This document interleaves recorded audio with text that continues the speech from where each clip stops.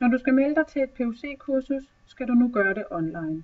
Du skal åbne en browser og skrive adressen puckursus.dk.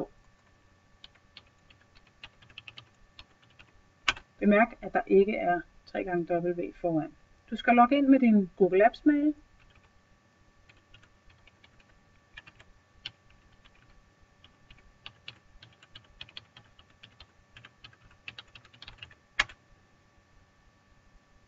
Og derefter kommer du ind i kursussystemet. Oppe i højre hjørne kan du se, at det er dig, der er logget ind.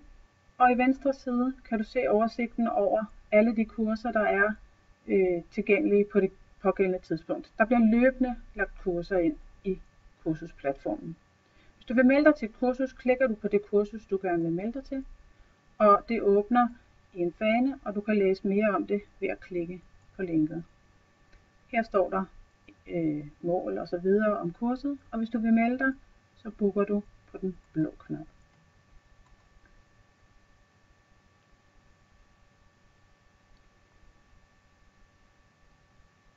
Inde i oversigten her kan du skrive forskellige ting. Du kan skrive dine forventninger, du kan få en sms-bekræftelse et antal minutter før, og hvis du gerne vil se, hvilke kurser du har reserveret, så kan du klikke på min side, og du kan se, hvilke nogle forskellige kurser du er tilmeldt.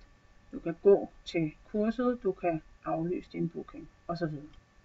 Har du ikke en Google Apps mail, skal du gå ind på adressen startapps.ovtårnby.dk.